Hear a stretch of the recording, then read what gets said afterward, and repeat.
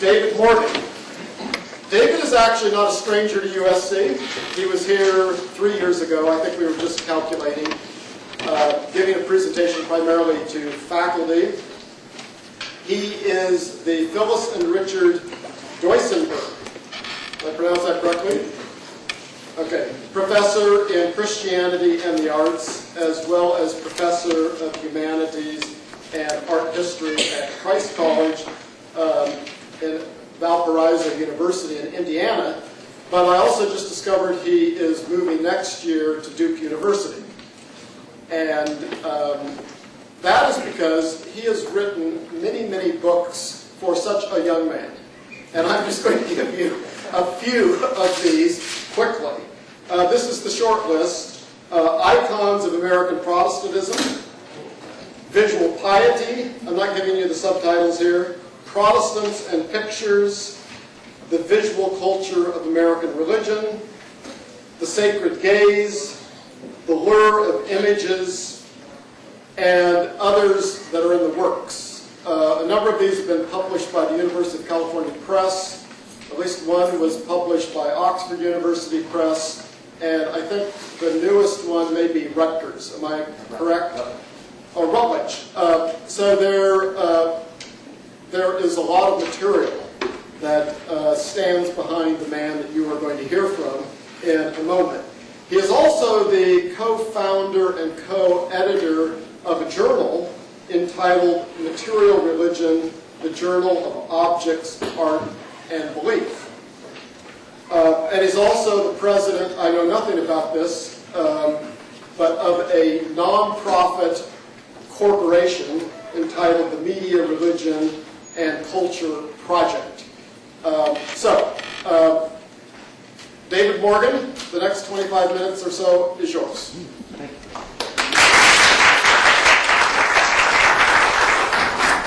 Thank you very much, Don. It's great to be here again to talk about pictures and images.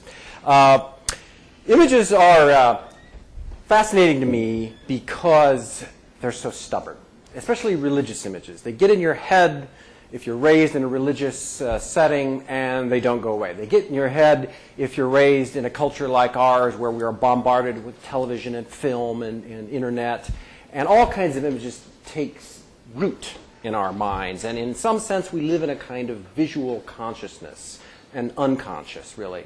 They are part of, or one of the languages, or several of the languages of our psyches.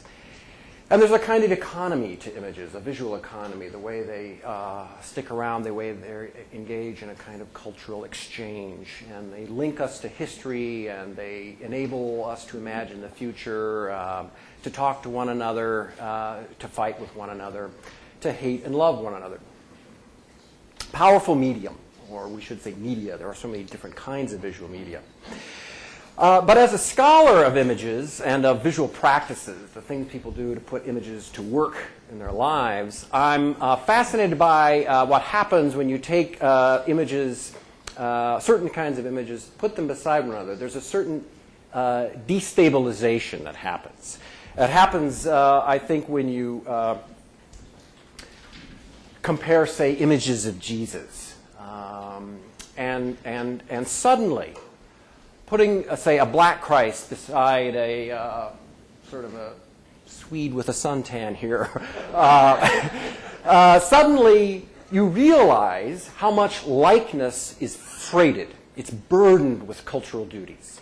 And suddenly you realize that seeing isn't an innocent cultural operation, that it is a dynamic aspect of the way we create meaningful worlds. The way we maintain them in the midst of crisis, or the way we operate them in the sort of prosaic, everyday rhythms that carry us, many of us, through the day, all of us through the day. So I like to put, say, this is the Mormon Jesus. This is by Del Parsons, a Mormon, and this is really, go to Mormon visitor centers around the world, and you're likely to see this image. It shows up in the Book of Mormon. Mormon missionaries use it. This image of Jesus now, I think, eclipsed by many other newer ones, but in the mid-20th century, second half of the 20th century, this was the image that Many people carried in their wallets, in their purses, hung in their homes. Missionaries took this around the world with them. And it was, some people told me when I interviewed them, a photograph of Jesus. This is what the guy really looks like. I was in, I think it was the Mormon Visitor Center in Bel Air, and this one is there, a very large version of this. And I asked the young woman who gave me a tour, I said, why, of all the images of Jesus out there, why that image? And she thought for a while, and she said, well, because that's what he looks like. I said, well, how do you know? And she said, well, because our president is prophet, priest, and revelator, and he saw Jesus regularly, spoke with Jesus, and described him to the painter. Now, I've spoken with other Mormons who say that's a lot of nonsense, but that's really beside the point, isn't it? I mean, if it's in the culture, if it's what people are, what children are taught, then it has a valence to it, a power. And that's one thing that images do. Other arts do this very powerfully as well, music, for instance. But what we're going to talk about today is the cultural work of images. And in our culture, particularly with racial problems, a history of racial conflict, the Black Christ has a powerful political presence for Black Americans, for white Americans, for all color of Americans, thinking about how much race matters, frankly. How much race matters in imagining who I am as this religious kind of person versus that person, member of this ethnic subculture versus that one. So I've been thinking about likeness. Why does likeness matter? This is the only text I'm going to show you, but I want to read it so that I don't forget. Talking about the culture of belief, that is the world in which belief happens. Thinking of belief not as creedal statements or catechism publications, but as the things people do to make a meaningful world for themselves. And I'm really interested in the issue of likeness, particularly the likeness of Jesus, in the culture of belief. People tend to assume that their gods are like them. Not just Christians, not just American Christians, but all kinds of people all around the world. That their gods look like them, speak their language, observe their customs. Often deities are understood to have invented a particular culture, founded a people, even created an entire species with certain notions of hierarchy within that species.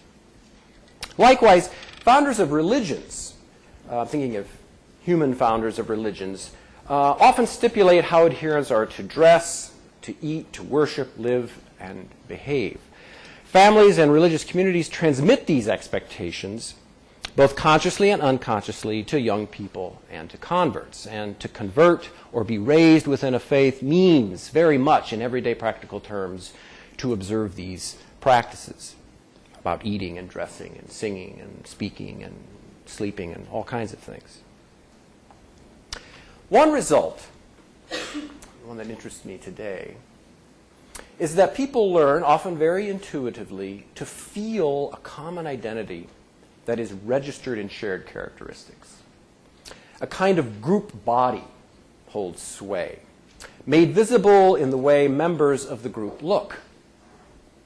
The culture of belief is material in the dress, the pictures, the food, and the music that they display or consume. It corresponds to, but is not identical with, formal teachings like dogmas, catechisms, philosophies of the faith, scriptures, this kind of thing. Okay, so people share things when they're raised a certain way, and sometimes those characteristics are invisible to them. They don't see them at all because they're coincident with the universe itself. They become visible. Often visuality is a function of distance. They become visible to people who aren't members of that group. Or they become visible when kids go through puberty and suddenly experience a disturbing distance, say, from the childhood naivete of membership in that culture. Or they become visible when people become married and suddenly are new, go through rites of passage, which make them new people, in a sense, within the community. It's at these critical junctures often that visibility happens, a certain consciousness of visibility, of difference. Sometimes this is a crisis and it needs to be negotiated carefully. Sometimes it means hanging new kinds of pictures in your home or giving them as gifts. We can talk about that a bit later. But likeness is something that people unconsciously experience and engage in together, or often consciously, in order to maintain or create a new identity. And I mentioned this isn't just a Christian phenomenon, though most of the imagery I'm going to show today deals with Christianity. But if, say, you look at portrayals of Buddha from different parts of the Asian world, you'll find Buddha over time taking up the likeness of the indigenous culture, whether it's in India, in Thailand, Korea, Cambodia, or much further across the Buddhist world. This is basically the same, almost in every case the same moment, almost exactly the same moment in the story of Buddha when he's sitting beneath the tree at the verge of enlightenment. But it's varied according to physiognomy, the ethnic appearance of him, according to historical traditions of style. As Buddhism enters a new country, it's in the course of it has been very effective at negotiating the differences, the uniquenesses. And there's a power in doing this. The religion takes root, and it loses its strangeness. It becomes part of that world. It affirms that people, that culture. Now, this is a very subtle process because sometimes it can become racist. Sometimes it can focus on raising one ethnicity above others. But what I'd like to suggest is that that's not all that can happen. When we do cultural studies and many fields today tend to leap on the offensive aspects of religion, art, etc. But I think there's also something perhaps more constructive happening when people image their gods like them. I want to hold out the possibility that it's not just ethnocentrism.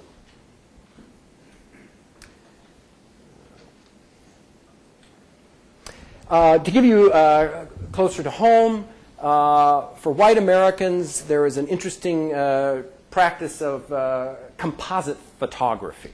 It was really big in New England in the late 19th century.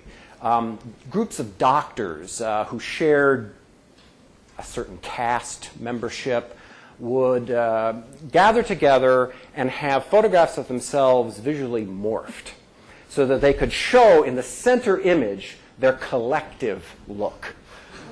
Now, this was used by theorists of race to do some rather disturbing things, to talk about the supremacy of certain races, say the Saxon race versus another race. So once again, it has that downside, that side of offensiveness, that side of exclusivity, a real edge to it. And you see it perhaps here with this group of gentlemen who wanted to visualize what, in fact, they share. These are particular physicians from Boston in the 1890s. It's kind of a club thing. So this composite image is something fascinating to think about from a sociological perspective. Weber talked about ideal types. Is there such a... Immanuel Kant has a famous passage in his third critique of judgment, in which he says the human mind has this amazing capacity to instantly look at, say, 1,000 different examples of, say, a human figure and abstract from those, simply on a visual basis, what the average or normal concept of that group is. Fascinating idea. Well, this would be a photographic example of that notion of collective identity. Missionaries have been very interested in the visual dynamics of accommodation, taking a new strange faith into a world where its language and history and religion and rituals are quite unknown, and looking for contact points, looking for points where the new can be translated as seamlessly as possible into the familiar in order to make the case to build a sort of bridge, as many missionary theorists have talked about it, between these two cultures. I'm showing you an example of a Hindu print of Shiva shown here, and then beside it, believe it or not, that is a reproduction of a sculpture, or an idea for a sculpture of Mary. Some objected to it because they said it doesn't look like Mary, it looks like Jesus, or we're not really sure who it is. So in other words, the image was problematic for some Christians because it was too far from their, it was too much, they said, an accommodation to Hinduism. This was a very controversial issue in the reception of this painting, which is by a man named Alfred Thomas, done in the mid-1940s. He has an Anglo name, but he was an Indian native in East India and an artist. And he painted the life of Christ. And this, people are often surprised when I say this, this is the Transfiguration. It's a moment in the life of Jesus when he went up on a hilltop and was transfigured in a kind of aura of light. Several of his disciples were with him. Peter, I think it was Peter, James, and John, whoever. And Moses showed up, and it was a kind of a complex event, what it was doing in terms of who this guy was, and what his contemporaries thought of him, and what his relationship was to the Jewish tradition, and all this happening. All of which didn't bother the Anglican authorities, many Anglicans in India at the time, as much as the sense that this was not about Jesus of Nazareth, this was about a Hindu god. The blue skin, typical. I just showed you the image of Shiva. It's a standard piece of Indian iconography. Why is he looking like this? How come? I mean, aren't we losing our Christian distinctiveness and making this guy into a Hindu? What's going to happen to Christianity in India if we use this sort of art to represent who we are here? So identity and likeness are indeed freighted with all sorts of importance. It happens in the other way, too. I'm showing you two plates from Paul Karos's book, The Gospel of Buddha. This is from the 1915 edition.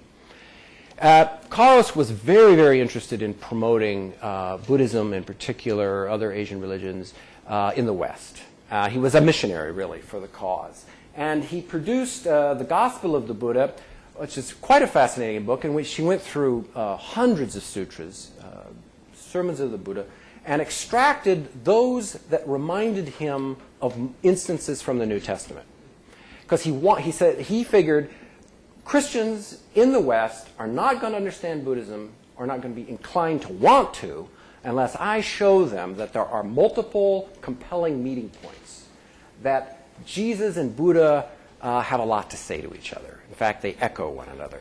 So as you look through this book, it's illustrated, many plates. It's quite striking because if you picked it up and forgot to notice the title, you would think this is some interesting, rather idiosyncratic collection of images from the life of Jesus, which is exactly his point. So he asked a German artist, a woman, to illustrate the book, and he charged her with this very task. And then in the middle, I'm showing you a table of references where he lines up Buddhist sutras with passages from the New Testament to show that there are, in fact, many points of contact. Well, just a few more comments about, back to our own day with the look of Jesus and what this means. I don't know if any of you saw a piece that the BBC did, I think it was BBC One a few years ago. Fascinating study, kind of a popular documentary television on what did this guy Jesus of Nazareth look like? And, you know, we've got lots of Christian art that shows him, you know, as a 14th century Italian, as a 17th century German, Brit, an American, Japanese Christians show him as Japanese, Koreans, et cetera, et cetera. Everybody makes this guy one of their own. And art has played a fundamental role in that process of appropriation, of assimilation. Well, this group who had no religious brief at all. In fact, they wanted to say, you're all wrong, took, I think, 4 or 5 skulls of first-century Palestinian Jewish men and gave them to computer folks who digitized the information, the shape of the skull, and created, through a modeling technique, forensic technique, not obviously what he looked like, but what he is much more likely to have looked like than some 20th century white guy. And they came up with this, which is a remarkable image, I think. I love to show it because it really challenges the deep visual assumptions, particularly that Christians have, but not just Christians, because we're all bombarded with these kinds of images day in and day out. In movies, popular movies, and in the history of, you take an art history class in the U.S. or Europe, you're going to get a lot of Giotto and Raphael and Michelangelo, so you're going to have these kinds of images presented to you. Well, this challenges all of them, really. I mean, he's a kind of fleshy guy, maybe a little pudgy. The beard is not the smooth, forked, short thing that we're used to. The hair is curly. It's not long and shoulder length. He could be a Jewish guy. I mean, at least based on that. Could he? I don't know. You can't even, in a sense, you can't even ask the question without throwing yourself into this realization that he was a Jewish guy. The set of assumptions that one brings, I think, whether you're a believer or not, to the task of imagining him is never innocent. It's always predisposed, and by the sheer density of images that have shaped the imagination. So the realization that he was indeed a Jewish man is quietly disturbing for many Christians, because what does it mean? It means he wasn't like me. And you realize that likeness is not just the way he looks, it's also pointing in the direction of the viewer. It means the likeness between the viewer and the subject of the picture. So that likeness has a visceral dimension. Likeness has, it inevitably involves one in a tissue, a fabric of beliefs that run deep beneath the surface. So we can look at other experiments in the image of Christ, talk maybe when I'm done later about the cultural politics, say, just in American history, about race and the likeness of Christ. Showing you a couple different versions by African-American image makers showing Christ. Fred Carter from Southern California, Baptist preacher, also principal illustrator for the Chick tracts. Maybe you see those around. Protestant fundamentalist tracts. He has produced many images for African-American Christian publications, Protestant publications. Or on the front of the National Catholic Reporter a few years ago, this image that does some interesting gender bending. Gender is another dimension. I didn't mention masculinity as a principal component of Fred Carter's interest in the Black Christ as male, but then there's also Janet McKenzie's reflection on Christ as female, African-American and female. And then she included a yin-yang symbol and a black eagle feather referencing Native American religious beliefs. So you've got an image here in which she's trying to imagine where Christianity is going. The National Catholic Reporters invited artists to send them visual conceptions of Jesus for the new millennium. What's he going to look like for the next 1,000 years? We know what he's looked like in the past. And this was the winning entry. This is the one that they selected. And finally, to bring it right up to the moment, have you seen this lenticular image? This is one of those images where one side you get Jesus, The other side, you get Osama bin Laden. This was in an art competition in Australia. Exploded in the media the last couple of weeks. Made a lot of people down there, including the Prime Minister of Australia, very angry because of this association. I mean, part of the likeness of Jesus is that he is the good guy. You can't, to say that there is this other dimension, this was incendiary. So likeness comes fraught with moral, national, international, political agendas. It matters what he looks like. He's got to look like us versus them. And just to throw out a few more images of Jesus that allude to the variety, to talk about, once again, race and masculinity. This one was advocated by many in the early 20th century because of the density of his hair. There was a big issue that G. Stanley Hall argued that too many images of Jesus show him as a woman with a beard. So if we thicken the beard, give him a kind of Neanderthal brow, we won't have any question about his masculinity. It's okay if he's got long, luscious hair as long as he's got big biceps and he boxes. I mean, and he's got, of course, a tender side too. And I love Kanye West's cover in the Rolling Stone a couple years ago, in which he then personalized the story of Jesus very much, and presenting himself in that term. Some people were offended, but they said, how dare this guy compare himself to Jesus? Well, I'm not sure that's, he may have meant that, it would be a little risque, and it's a great publicity move. But he's also, he says, a believing Christian, and there is this long tradition of Christians identifying with the passion of Jesus. Jesus' suffering is how they make sense of their suffering. So laying one story over the story of Jesus creates a likeness between the two that isn't, to come back to my original point, necessarily egocentric or ethnocentric, but the way that one puts the image to use in one's life to create, to personalize it in terms of one's own narrative. Thank you.